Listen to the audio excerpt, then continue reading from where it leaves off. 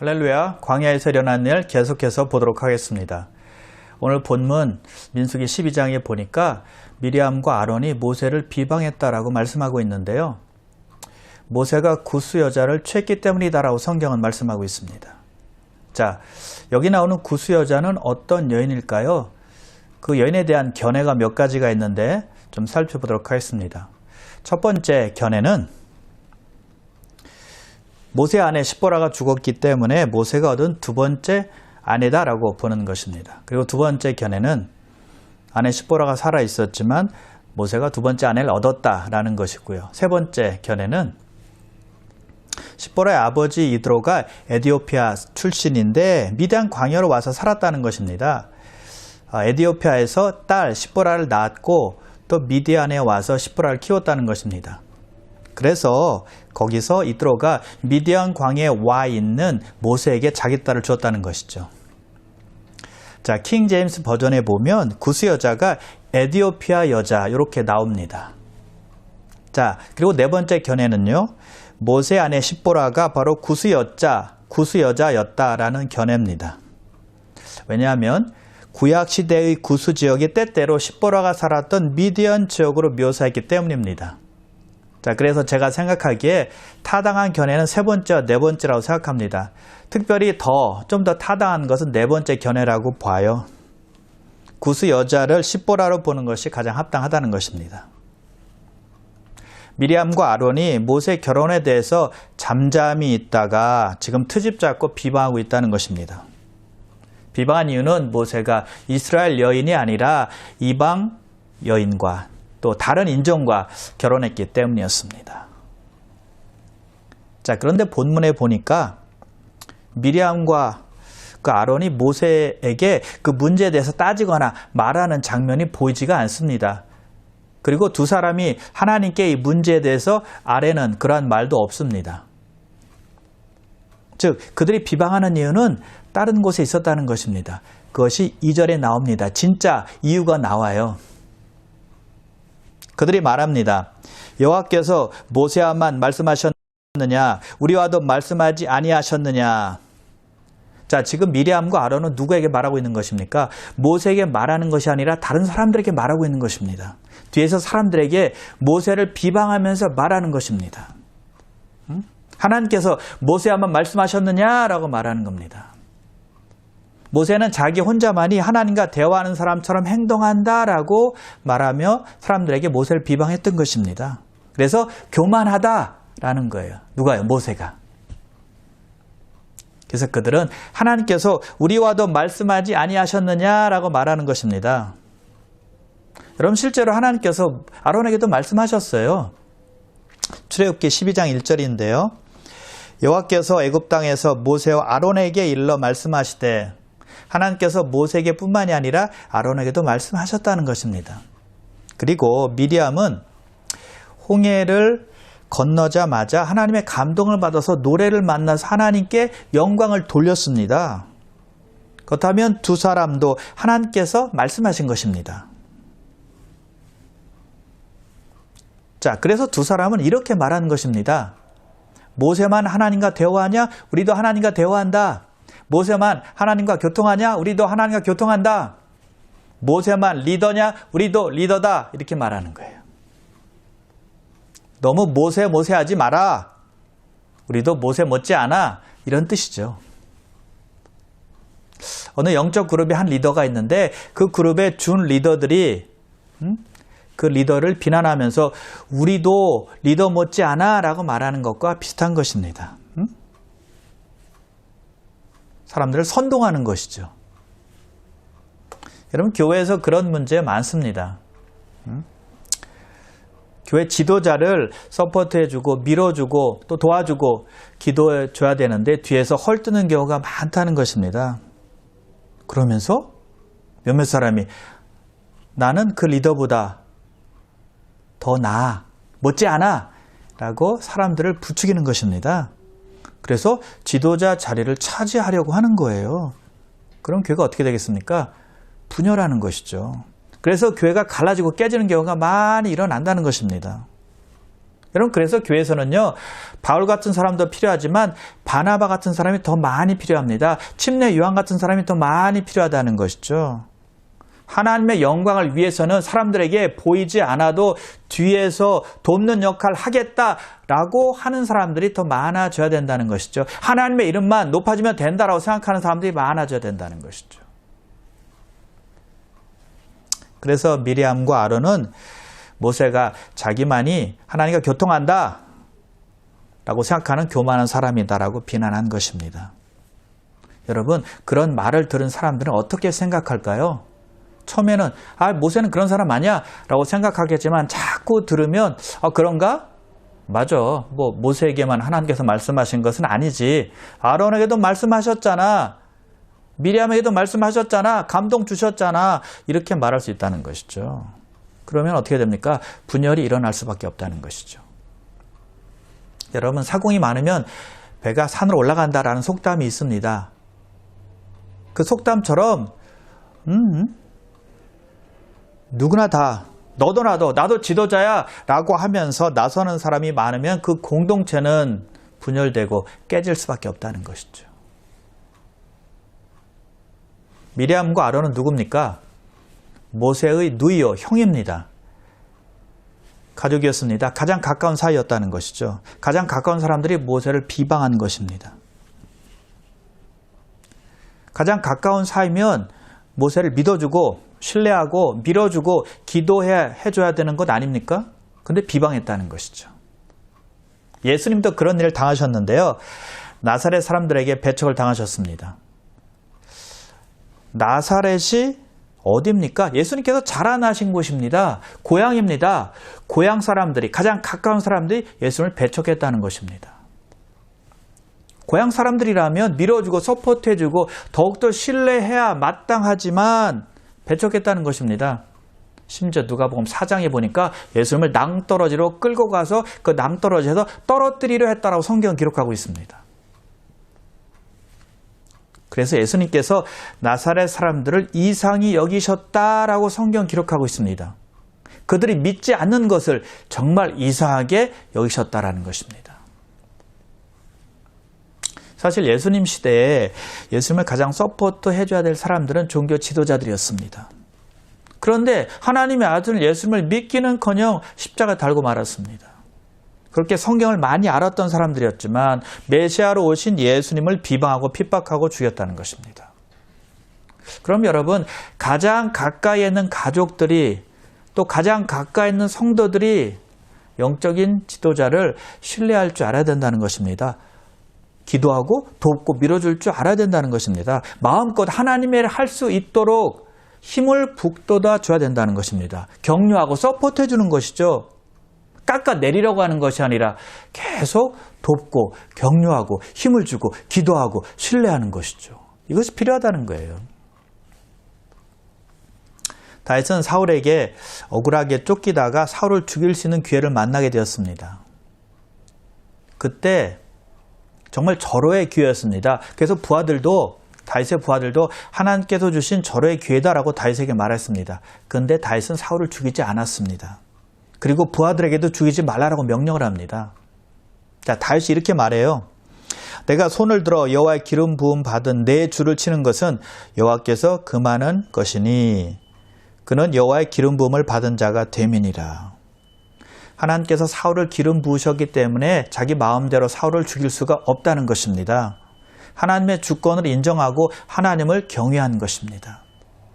그런데 이것이 처음이 아닙니다. 그런 기회가 또 왔어요.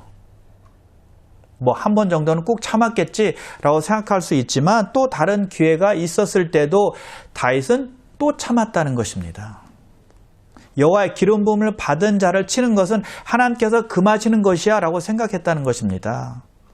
하나님께 끝까지 사울을 맡긴 것입니다. 자기의 감정대로 하지 않았다는 것입니다. 여러분, 사실 다윗이 사울을 직접 죽이지 못한다면 자기 부하들이 사울을 죽이는 것은 그냥 놔둘 수도 있었어요. 그러나 다윗은 자기 부하들에게도 절대 사울을 죽이지 말라라고 강하게 명령했다는 것이죠. 여러분, 교회에서 목회자에게 어떤 일이 일어나면 판단부터 하지 마시고 비난부터 하지 마시고 기도하시길 바랍니다. 하나님께 맡기시길 바랍니다. 하나님께서 역사하실 거니까요. 사울왕 보세요. 결국에는 전쟁에서 비참하게 죽고 말지 않습니까? 하나님께서 다 역사하신다는 거예요. 자, 그런데 그렇게 미리암과 아론이 모세를 비난했는데요. 모세를 성경에서는 어떻게 말하고 있을까요? 3절 보겠습니다. 이 사람 모세는 온유함이 지면의 모든 사람보다 더하더라. 미리암과 아론은 모세를 교만하다라고 말했지만 모세는 교만함이 없었다는 것입니다. 오히려 온유함이 온 지면에 어떤 사람보다 더하다라고 말하고 있는 것입니다. 여기서 온유함은 겸손함이라고 볼 수 있습니다. 자, 그래서 모세가 교만한 것이 아니라 미리암과 아론이 교만했다는 것입니다. 왜요? 모세를 비난해서 깎아내려서 자기들이 높아지려고 했기 때문이죠. 자, 모세가 처음부터 겸손한 사람이었던 것은 아니었습니다. 모세는 애굽 궁에서 자랐기 때문에 자기 능력에 대한 자부심이 많았습니다. 왜요? 애굽의 왕자였으니까요. 한 예로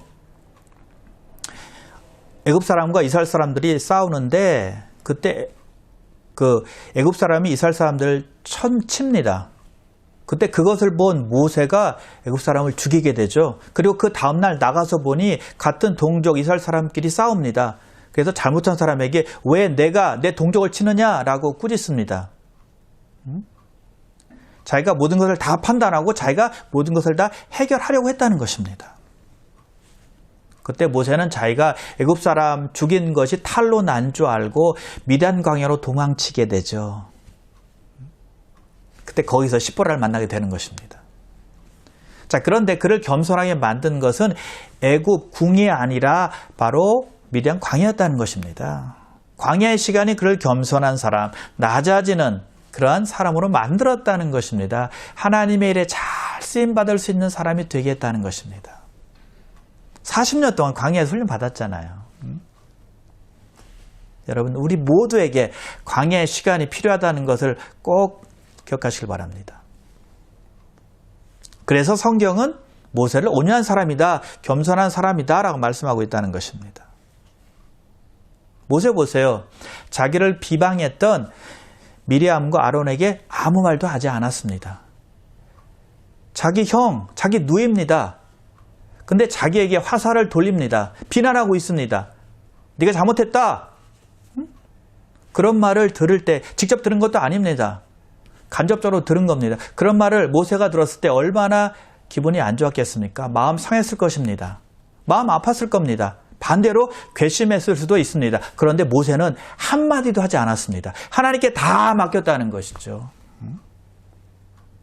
모세의 온유함, 모세의 겸손함이라는 것입니다.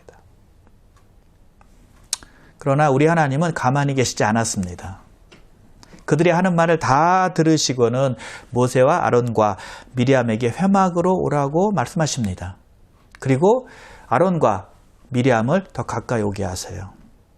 보통 보면 하나님의 심판이 늦게 올 때가 많은데 여기 보니까 그게 아닙니다. 하나님께서 즉각 반응하신 것입니다. 오늘 상황이 아주 심각한 상황이었다는 것을 우리가 알 수 있다는 것이죠. 아마도 미리암과 아론은 모세가 오늘 하나님으로부터 한마디 듣겠다 아니면 징계를 받겠다라고 생각했을지 모르겠습니다. 그런데 하나님께서 그 두 사람에게 이렇게 말씀하십니다. 6절에서 8절인데요. 너희 중에 선지자가 있으면 나 여호와가 환상으로 나를 그에게 알리기도 하고 꿈으로 그와 말하기도 하거니와 내 종 모세와는 그렇지 아니하니 그는 내 온 집에 충성함이라. 그와는 내가 대면하여 명백히 말하고 은밀한 말로 하지 아니하며 그는 또 여호와의 형상을 보거늘 너희가 어찌하여 내 종 모세 비방하기를 두려워하지 아니하느냐. 여러분, 그 두 사람의 불평, 두 사람의 비난의 원인은 무엇이었습니까? 모세만 왜 특별하냐라는 것이었죠. 근데 하나님께서는 모세가 정말 하나님께 특별하다는 것을 두 사람에게 설명해 주십니다. 대부분의 선지자들에게는 환상과 꿈으로 하나님께서 말씀하셨지만 모세에게는 대면에서 말씀하셨다는 것입니다. 우리가 전에도 배웠지만 하나님께서 모세와 대면에서 말씀하셨다는 것은 face to face, 얼굴을 맞대고 하나님과 대화했다는 말이 아니라 하나님께서 직접적으로 친근하게 또 가깝게 모세에게 말씀하셨다는 뜻입니다. 하나님의 얼굴을 보고 살 자는 아무도 없기 때문입니다. 그럼에도 불구하고 모세는 하나님의 형상을 보았습니다. 하나님의 영광을 본 사람이에요. 그렇게 하나님께 온전히 쓰임받고 있고 하나님의 온 집에 충성된 일꾼이기 때문에 왜 너희들이 내 종 모세를 비방하느냐? 라고 하나님께서 책망하고 있다는 것입니다. 미리암과 아론은 그것을 인식하고 싶지 않았겠지만 아론은 분명히 하나님의 특별한 사명, 특별한 부르심을 받은 사람이었다는 것입니다. 하나님께 특별했다는 거예요. 그래서 하나님께서 감히 내 종을 너희들이 비방해? 라고 하시면서 진노하신 거예요. 자, 그렇다면 여러분, 영적 지도자들은 비판받지 말아야 되는 것인가요? 칭찬만 받아야 되는 것인가요? 아닙니다. 잘못했으면 비판받아야죠. 모세도 잘못했으면 비판받아야 한다는 것입니다. 무조건 칭찬 받아야 하는 사람이 지도자가 아니라는 것입니다. 그런데 여러분, 지도자는요, 많은 문제들을 직면하게 됩니다. 어렵고 힘든 문제를 많이 만나요. 출애굽기 18장에 보면 모세가 하루 종일 자기 백성들을 재판하는 장면이 나오죠. 모세는 앉아서 백성들을 아침부터 저녁까지 재판하고 있고 또 백성들은 모세 곁에 서서 재판을 받으려고 줄을 서 있습니다. 그 모습을 모세 장인 이드로가 본 것입니다. 참다 못해서 이렇게 말하죠. 자네가 이렇게 하는 것은 옳지 않네, 이렇게 말해요. 내가 왜 그렇게 하느냐 라고 말합니다. 이스라엘의 지도자에게 지금 이드로가 그렇게 말한 것입니다. 자, 그런데 이드로의 말이 문제가 되었습니까? 하나님의 진노를 샀습니까? 아니에요. 현명한 이드로 때문에 백성 중에서 1000부장, 100부장, 50부장, 10부장을 뽑아서 모세 대신에 백성들을 재판하도록 한 것입니다. 모세가 이제 쉴 수 있게 된 겁니다. 모세는 어려운 일만 재판하면 되었다는 것입니다. 그래서 얼마든지 지도자에게 조언할 수 있습니다. 얼마든지 하나님의 일을 위해서 좋은 생각이 있다면 말할 수 있다는 것이죠. 그러나 미리암과 아론의 비판은 잘못되었다는 것입니다. 시기 질투 때문이었답니다. 하나님께 특별한 모세를 깎아내리려고 했다는 것입니다. 모세는 교만하다라고 말하는 것이죠. 사실상 가장 겸손한 사람인데도 말입니다. 하나님이 세우신 지도자는 책임감이 있어야 되고 모든 비판에도 오픈되어 있어야만 합니다. 그러나 거짓 비판이나 또 순수한 동기가 아닌 자기 유익을 위한 비판은 안 된다는 거예요. 비판하는 사람은 손해예요. 그래서 하나님께서 모세 비판하는 것을 두려워하지 않느냐라고 말씀하신 것이죠. 자, 하나님께서 분노하시는 이유를 다 설명하시고 나서 그들에게서 떠나십니다. 근데 무슨 일이 일어납니까? 미리암에게 나병이 발병합니다. 하나님의 심판이 임하는 것이죠. 근데 보니까 아론은 멀쩡해요. 미리암에게만 나병이 임했다는 것입니다. 왜 그럴까요? 지금 이 사건을 일으킨 주동자가 아론이 아니라 미리암이었다는 것을 우리에게 알려주고 있는 것입니다. 그것을 우리가 짐작할 수 있죠. 그리고 또 알 수 있는 것은요. 1절에 보니까 모세를 비판한 사람 이름 둘이 나오는데 아론, 미리암이 아니라 미리암, 아론 이렇게 기록되어 있습니다. 그것을 통해서도 우리가 짐작할 수 있는 것이죠. 아론은 아마도 미리암이 모세에 대해서 나쁘게 말했을 때 그대로 동조했던 것 같아요. 자, 미리암에게 나병이 임한 것을 보고는 아론이 모세에게 간구합니다. 11절인데요. 내 주여, 우리가 어리석은 일을 하여 죄를 지었으나 청하건대 그 벌을 우리에게 돌리지 마소서. 이렇게 아론이 모세에게 간절히 간구했습니다. 용서해 달라는 것입니다. 그러자 모세가 하나님께 간구합니다. 기도합니다. 용서해달라고 간구하죠. 그때 하나님께서 용서해 주십니다. 미리암을 낫게 해주십니다. 대신에 진영 밖에 7일 동안 있게 하고 다시 들어오게 하라라고 말씀하십니다. 자, 7일 동안 미리암을 두신 것은, 진영 밖에 두신 것은 사람들로 하여금 그것을 보고 깨달으라는 의미였을 것입니다. 자, 아론에 대해서 잠시 생각해 보도록 하겠습니다. 아론은요, 누구의 말을 들으면 잘 듣는 사람이었습니다. 그리고 그 말이 좋은 말이든 나쁜 말이든 그대로 따른 사람이었습니다. 미리암이 모세에 대해서 나쁘게 말하자 금방 맞장구 쳤잖아요.